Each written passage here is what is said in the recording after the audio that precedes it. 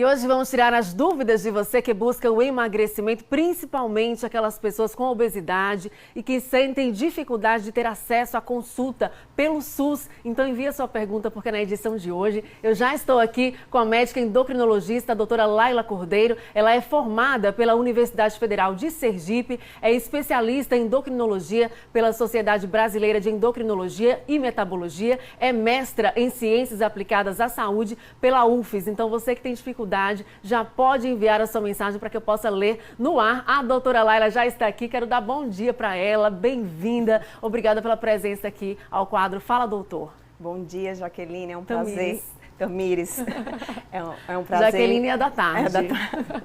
Bom dia, é um prazer estar aqui no programa Balanço Geral, né? E eu desejo também um bom dia a todos os espectadores aqui. A gente que agradece a sua presença. Eu já vi que a Laila acompanha toda a programação da TV Atalaia. Então vamos então à primeira pergunta, doutora. Vai aparecer aqui no telão pra gente. Fala, doutor, quadro de interatividade. O Fernando dos Santos, ele está ligadinho com a gente no bairro Eduardo Gomes. E ele pergunta, problemas na tireoide apresentam sintomas diferentes em homens e mulheres? Bom, olá, Fernando, bom dia. Então, os sintomas, né, das alterações relacionadas à tireoide, elas são semelhantes, tanto em homens quanto em mulheres, tá certo? Mas as doenças, elas são muito mais prevalentes, as doenças da tireoide, nas mulheres. Um outro fato agravante é que os homens acabam demorando mais a procurar atendimento médico. Entendi. Há uma dificuldade maior? É isso? Como identificar a diferenciação desses sintomas? Isso. Então, os sintomas, né, das doenças da tireoide, por exemplo, o hipotireoidismo, quando ocorre uma redução na produção desse hormônio pela glândula, pode gerar como ganho de peso, a pessoa tem uma fadiga, um cansaço importante, perda de memória, alterações do sono, como uma sonolência excessiva durante o dia. Essa pessoa também pode ter alterações no aparelho digestivo, como no funcionamento intestinal. Então, os sintomas acabam sendo semelhantes. No quadro oposto, que é o hipertireoidismo, onde a glândula da tireoide, que é essa glândula que está localizada aqui na região anterior do pescoço, esses pacientes cursam com um metabolismo acelerado, podendo levar a perda de peso, taquicardia, acelerações, palpitações no coração, tremores. Então, o quadro, ele é, como eu falei, não distingue, né, o homem e a mulher. Na verdade, os sintomas, quando presentes, precisam ser avaliados.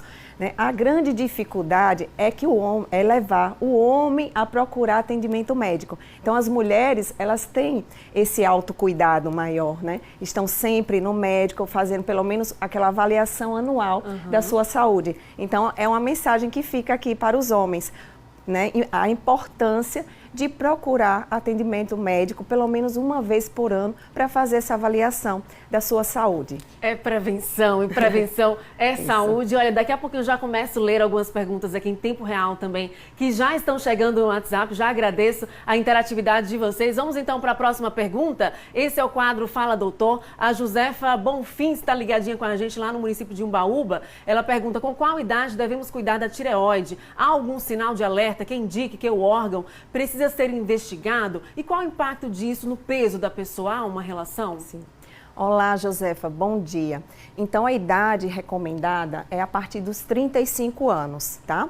Agora, se tiver alguns sinais, alguma presença de uso de alguns medicamentos específicos, algumas doenças, essa investigação pode ser iniciada mais precocemente. Por exemplo, existem alguns medicamentos, como antiarrítmicos, como a amiodarona, que pode realmente aumentar a chance de aparecimento de doenças na tireoide. Algumas doenças, como doenças autoimunes, o vitiligo, o diabetes tipo 1 também requer, doença celíaca, então fala também. Histórico familiar, né? Presença de doenças na tireoide em outras pessoas da família também é um fator que chama atenção para a necessidade de uma avaliação da tireoide.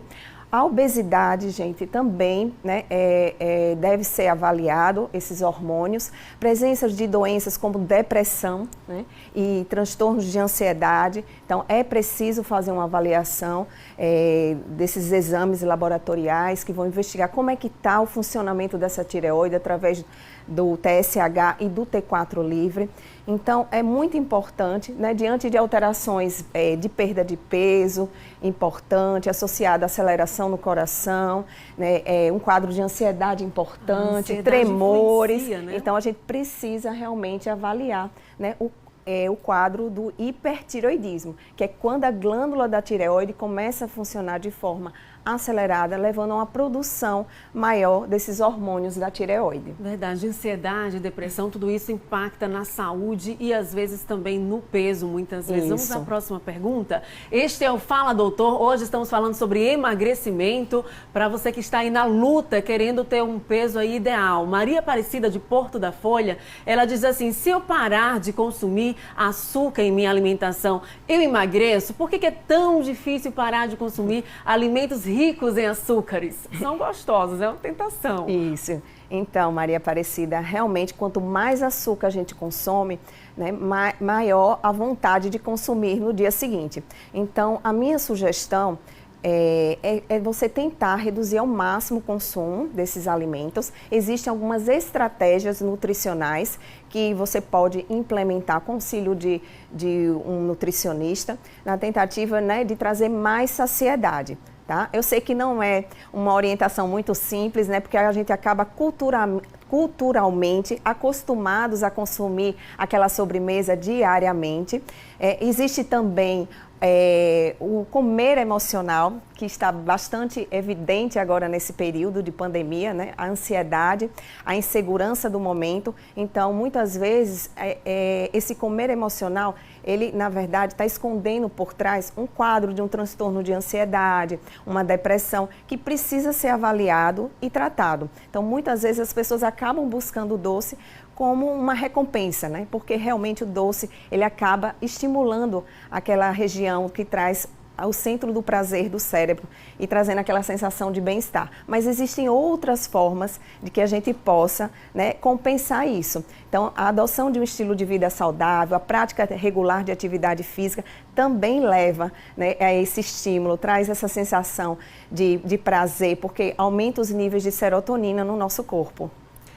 Maravilhoso. Já estou interagindo aqui em tempo real com o Josiel dos Santos. Ele está ligadinho com a gente lá em Itapuranga da Ajuda. Alô para todo mundo que está aí em Itapuranga. E ele diz assim, bom dia, Tamires. Eu me chamo Josiel dos Santos, moro no povoado Nova Descoberta, em Itapuranga. Eu tinha 120 quilos e consegui perder 30 quilos através de caminhadas e equilíbrios na alimentação. Só que, ultimamente, eu não tenho conseguido mais perder peso, apesar de continuar as caminhadas e equilibrando a alimentação. O que pode ser isso, doutora? Por que o Josiel não consegue mais perder peso, mesmo mantendo a caminhada e a boa alimentação? Isso.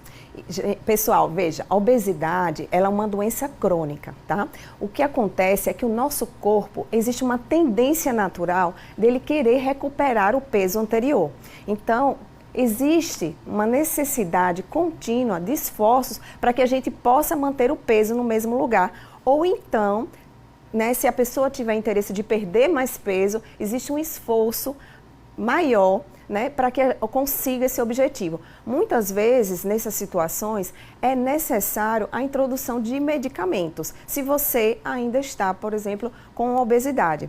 Então, é um mecanismo de adaptação do nosso corpo para a sobrevivência. O nosso corpo, a princípio, ele não quer perder peso. Então, eu costumo comparar o tratamento da obesidade como se a gente estivesse subindo uma escada rolante ao contrário. Então, o nosso corpo, ele quer uma coisa e nós queremos outra. Então, para a gente poder se manter no mesmo lugar, nessa escada rolante, a gente precisa estar fazendo um esforço contínuo. Porque se houver ou um aumento da ingestão de calorias através da alimentação ou uma redução dessa atividade física, então vai ocorrer gradualmente essa recuperação de peso. Maravilhosa, eu estou recebendo muitas mensagens, só lembrando, tem que falar o nome, o sobrenome e a cidade onde mora. Vamos para a próxima pergunta? Este é o Fala Doutor, hoje estamos falando sobre emagrecimento. A Paula Guedes está ligadinha à Instância, região sul de Sergipe. Alô para todo mundo da Instância. Doutor, eu sigo dieta, faço atividade física, emagreço, mas depois de uns 6 meses eu retorno aos velhos hábitos e engordo tudo de novo. O que eu devo fazer, doutora? Isso.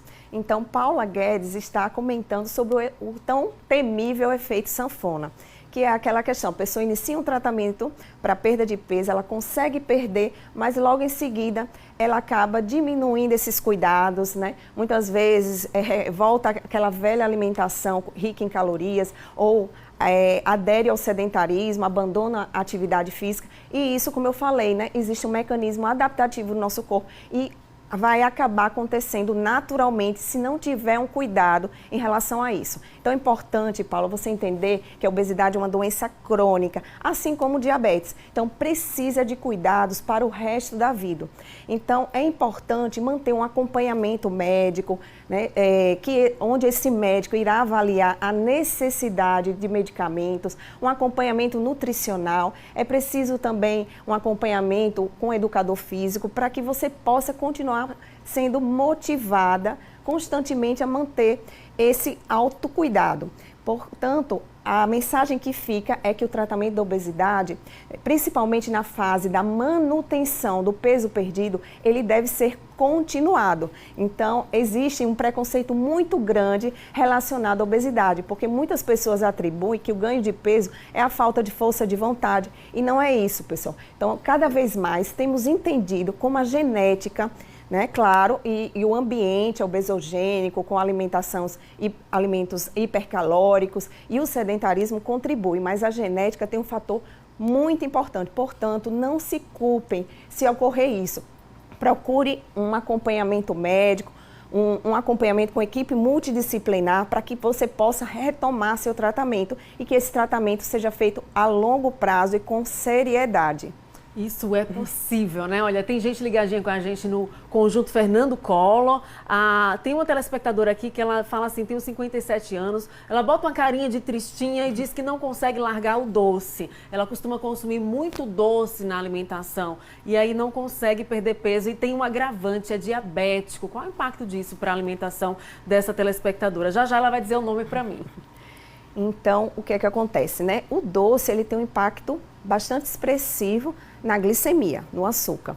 Então, é importante que ocorra uma reeducação alimentar, como eu falei, alguns substitutos que podem ser avaliados pelo nutricionista, certo? E também verificar se por trás desse consumo exagerado de doces não tem uma ansiedade que não está sendo tratada, ou uma depressão, ou muitas vezes, hoje em dia, temos o tal do comer transtornado. Então, às vezes, as pessoas acabam buscando refúgio naquele alimento que ele é mais palatável, porque acaba estimulando o centro de prazer do nosso cérebro e trazendo aquela sensação de recompensa. Portanto, existem estratégias que podem ser implementadas aí no seu dia a dia para que você possa reduzir o consumo desse doce. E é como se fosse uma bola de neve. Quanto mais doces você consome, mais vontade você tem de consumir. Então, o ideal é tentar reduzir ao máximo esse consumo de doces através dessas estratégias que falei, para que você consiga diminuir essa vontade de consumi-lo. Estamos de volta com o seu Balanço Geral Manhã e dando sequência ao quadro Fala Doutor. Eu estou com a doutora Laila Cordeiro, ela está falando hoje sobre tirando as dúvidas para você que busca emagrecer. Então vamos à próxima pergunta aqui, este é o Fala Doutor. Se você não enviou a sua pergunta ainda, pode enviar. Eu sei que tem muita gente enviando, já eu vou ler a pergunta de vocês. Vamos para o telão então? Próxima pergunta, o Fábio Nascimento está no bairro 18 do Forte, aqui na capital. E ele diz assim, quero saber se jejum, dieta low carb ou cetogênica funciona. Não, doutora? Olá, Fábio. Sim, são estratégias nutricionais que podem ser utilizadas para o tratamento da obesidade e de outras doenças metabólicas, como sobrepeso, diabetes, mas é importante frisar que requer acompanhamento médico e nutricional. Então, essas estratégias, elas têm benefícios, mas também pode trazer prejuízos para a sua saúde, caso você faça sem um acompanhamento de um profissional que seja treinado nesse assunto. Isso é importante. Olha, o Paulo César, ele está interagindo em tempo real. O Paulo César está aqui em Aracaju e ele relata o seguinte, doutora. Ele fez cirurgia bariátrica, teve Covid-19 por 2 vezes, teve também chikungunya e na sequência ele teve que tomar corticoides. Enfim, ele fez a bariátrica, mas aí engordou de novo. E ele diz, como pouco saudável, como sempre. O que eu faço? Ele conta aqui, inclusive, que perdeu as roupas, enfim, está realmente abalado por causa dessa medicação que ele tomou, acabou engordando de novo e mesmo com a bariátrica está enfrentando essa dificuldade. Isso. Então, a cirurgia bariátrica também é uma opção no tratamento da obesidade, mas não é uma opção definitiva. Então, se a pessoa não manter os cuidados pós-cirurgia, ela pode reganhar o peso perdido, como está acontecendo com o Fábio. Com Paulo César. E é importante também dizer que o uso do corticoide também é um medicamento que também pode levar esse aumento de peso, aumento de acúmulo de gordura corporal. Por isso, é importante que você procure o seu médico para que você retome o tratamento necessário. Muitas vezes, com o uso de medicamentos, mas a base do tratamento é importante que seja mencionada e enfatizada aqui, que é uma alimentação saudável e a prática regular de atividade física. Então, o tratamento da obesidade, a gente não pode esquecer, é um tripé. Então, muitas vezes requer o uso de medicamentos, já que eu falei que é uma doença crônica, uma alimentação saudável e a prática regular de atividade física.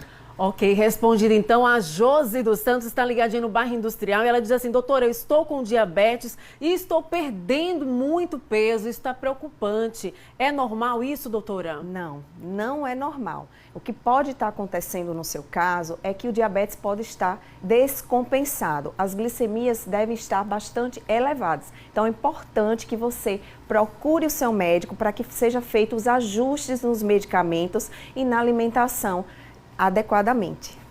É isso aí, vamos então para mais uma pergunta. Vamos colocar aqui no telão então a próxima. Fala, doutor. Alessandra Mello está ligada com a gente no bairro Cidade Nova e ela diz assim: doutora, como emagrecer de forma saudável se eu tenho problema hormonal? Isso. Então, bom dia, Alexandra. É possível sim emagrecer de forma saudável, mesmo que você tenha problema hormonal. Esse problema hormonal precisa ser investigado, né, diagnosticado que tipo de problema você tem e tratado. Então, depois de feito o tratamento correto, o seu metabolismo provavelmente vai voltar ao normal, ao valor adequado. E com isso você pode aderir, né, a uma alimentação saudável, a prática regular de atividade física e, se for necessário, a depender da avaliação do seu médico, a introdução ou não de medicamentos. A Maria Cristina está ligadinha com a gente em São Cristóvão, eu vou ler a pergunta dela. Ela diz assim: há muitos anos eu não como açúcares e também proteínas, sente dificuldade, deixou a atividade física por conta das dores nas articulações nos joelhos e aí houve esse desgaste, tem ansiedade ao extremo e aí não consegue perder peso e acaba ganhando gordura. Ela diz: isso é muito triste, me ajuda, doutora. Então, a questão da alimentação, né, o fato da pessoa não ingerir açúcar não significa necessariamente que ela vai conseguir perder peso. A gente sabe que cada vez as pessoas têm mais consciência, né, dos malefícios que o açúcar pode trazer para a saúde, mas nem por isso a pandemia da obesidade ou o número de casos de obesidade reduziu. Muito pelo contrário, o que a gente tem observado é um aumento cada vez mais expressivo no número de casos de obesidade. A redução do consumo de proteínas também tem que ser avaliado, porque não é uma estratégia nutricional adequada, porque pode levar a uma perda de massa muscular, o que pode fazer com que o seu metabolismo fique mais lentificado, levando, né, a uma predisposição maior ao ganho de peso. Então é importante que você procure um atendimento médico para que possa ser feito esses ajustes necessários, né? Já que você tem outras doenças também, além do diabetes, doenças articulares que precisam ser corretamente medicadas. Ok, a gente chegou ao finalzinho de mais uma edição do Fala Doutor. Não consegui ler todas as perguntas aqui, tem mais perguntas aqui chegando. Quero agradecer a participação de todos vocês e sexta-feira tem mais quadro Fala Doutor aqui no BG Manhã. Quero agradecer a doutora Laila Cordeiro aqui, essa linda, pela presença aqui, pela simpatia, pela presença e trazer essa informação que é tão importante para o telespectador tão cedinho. Muito obrigada. Isso, eu que agradeço, Tamires. Muito obrigado pelo convite.